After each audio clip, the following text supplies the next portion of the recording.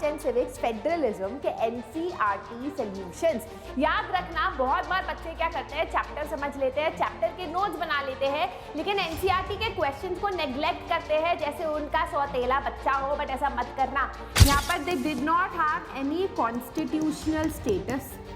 After the amendment उनको जो है कॉन्स्टिट्यूशनल स्टेटस दिया गया। They were added in the federal structure of our country. यहाँ पर there was no revenue. Hello everyone, this is your master teacher Surabhi Gupta from Vedantu and मेरी कक्षा में आपका स्वागत है। वेलकम टू टुडे सेशन, जहां पर हम लोग करने वाले हैं chapter 2 of class 10 civics federalism के एनसीईआरटी सॉल्यूशंस। याद रखना, बहुत बार बच्चे क्या करते हैं, चैप्टर समझ लेते हैं, चैप्टर के नोट्स बना लेते हैं, लेकिन एनसीईआरटी के क्वेश्चंस को नेग्लेक्ट करते हैं जैसे उनका सौतेला बच्चा हो। बट ऐसा मत करना, है ना। वो सौतेला बच्चा सिंड्रेला निकल जाएगा तो पैलेस में रहने का मौका निकल जाएगा। वाओ, क्या एनालॉजी थी।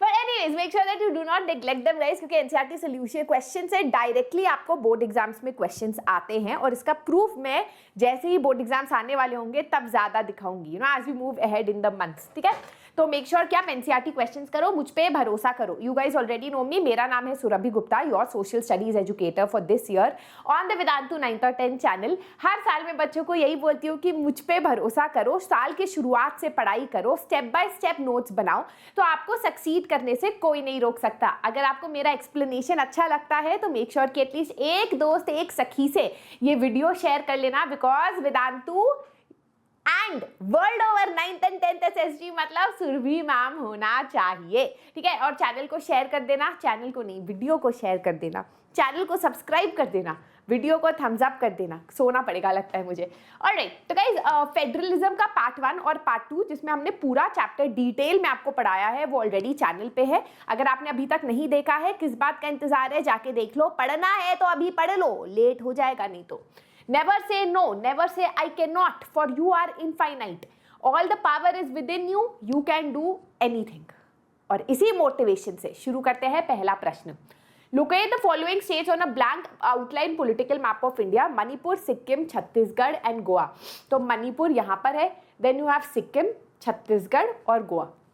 ये मैप में वैसे आएगा नहीं, बट क्योंकि एनसीईआरटी में पीछे दे रखा है तो करके जाओ, है ना। Identify 3 federal countries on the political map of the world. तो कोई भी कंट्री कर लो, रशिया कर सकते हो if you want, Russia is a federal country, Pakistan, Australia, South Africa, India is a federal country, right. अच्छा, अपार्ट फ्रॉम इंडिया, ऑलराइट, तो ये सारे फेडरल कंट्रीज है ना। Point out one feature in the practice of federalism in India that is similar to and one feature that is different from that of Belgium.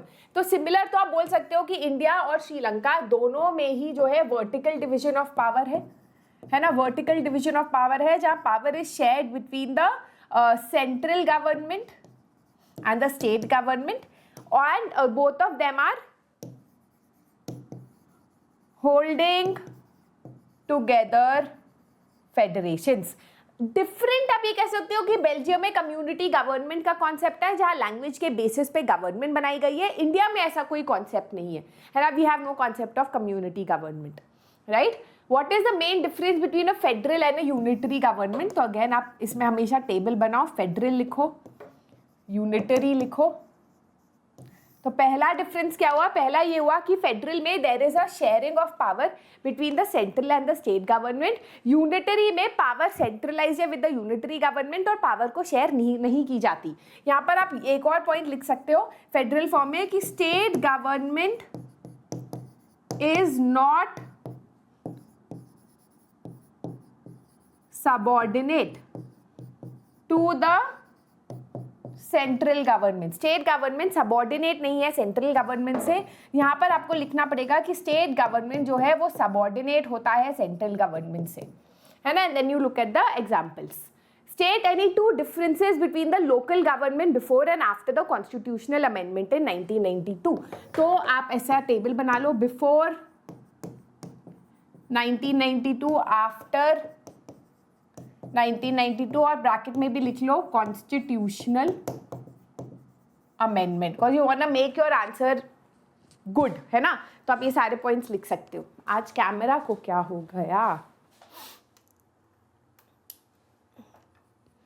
Alright, तो before 1992 आप लिख सकते हो panchayati raj institutions existed but they were subordinate to the state government. यहाँ आप लिख सकते हो they were no longer subordinate to the state government, पूरा आंसर। यहाँ पर they did not have any constitutional status. After the amendment उनको जो है कॉन्स्टिट्यूशनल स्टेटस दिया गया, they were added in the federal structure of our country. यहाँ पर देयर वाज नो रेवेन्यू का ऑटोनॉमी, यहाँ पर रेवेन्यू का ऑटोनॉमी दिया गया, इंश्योर किया गया कि उनका source of revenue will be separate from the state government. चौथा, वुमेन रिजर्वेशन नहीं था, यहाँ पर वुमेन रिजर्वेशन दिया गया है ना। रेगुलर इलेक्शंस नहीं थे, there were no regular elections, वहाँ पर रेगुलर इलेक्शंस इंश्योर किए गए। तो आप ये सारे पॉइंट्स लिख सकते हो, इसमें तो 2 ही पॉइंट्स हैं, और भी पॉइंट्स लिख सकते हो। Alright, since the United state is a dash type of federation, United states में प्यार वहाँ काफ़ी होता है, लव मैरिजेस काफ़ी होती है। तो लव मैरिज मतलब coming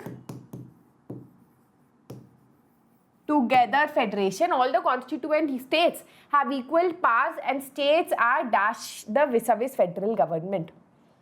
States are equal, but India is a holding together federation and some states have more power than others. In India, central government has more powers. सही है। अच्छा, states are strong vis the federal government, strong लिखना था वहाँ। चलो, here are 3 reactions to the language policy followed in India. इसका argument बताओ। The policy of accommodation has strengthened the national unity.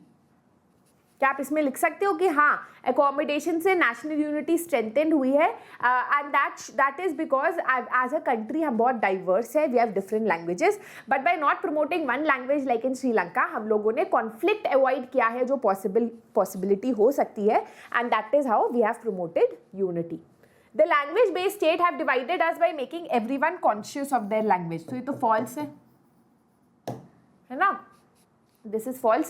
This policy has only helped to consolidate dominance of English over other language. ये false क्यों false है? हम इसलिए false कह सकते हैं क्योंकि English के अलावा we have other languages also जो is a official language. The distinguishing feature of a federal government is federal government का एक feature क्या है जो उसको बाकी सब form of government से अलग करता है?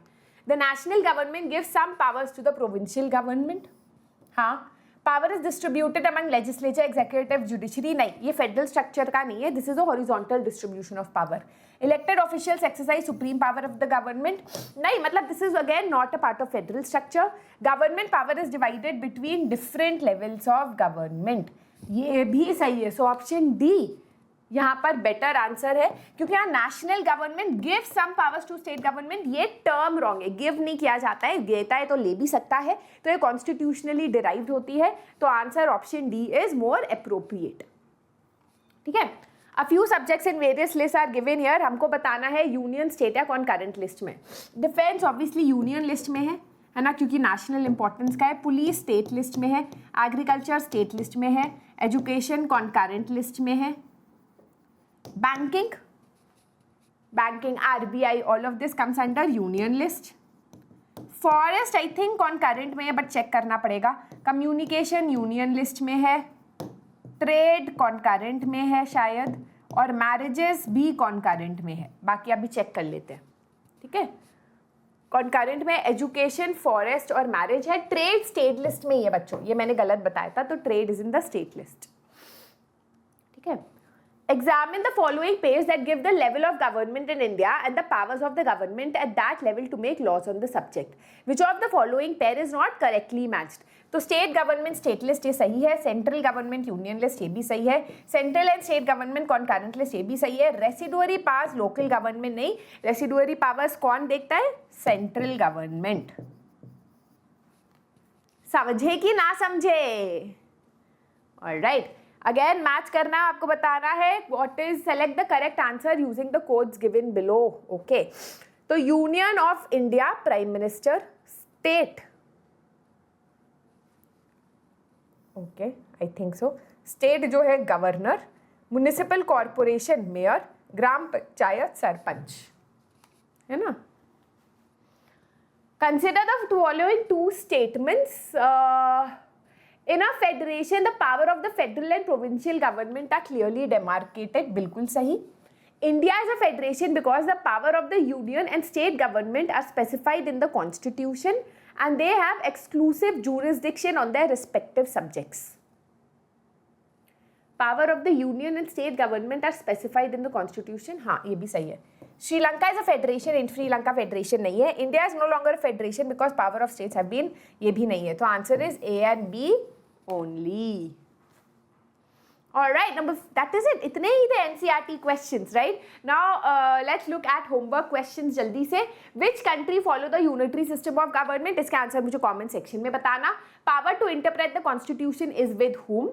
Who is the head of urban local government? ये तीनों questions के आंसर आपको मुझे comment section में बताना है. And that is it for today. I hope आपको आज का session अच्छा लगा बच्चों. There is a huge news that is going to come on the channel on Monday. So make sure that you have subscribed to the channel so that आपको इस news के बारे में पता चले. है ना? Make sure that you give a thumbs up. Share this video with your friends. Subscribe to the channel. Bye bye.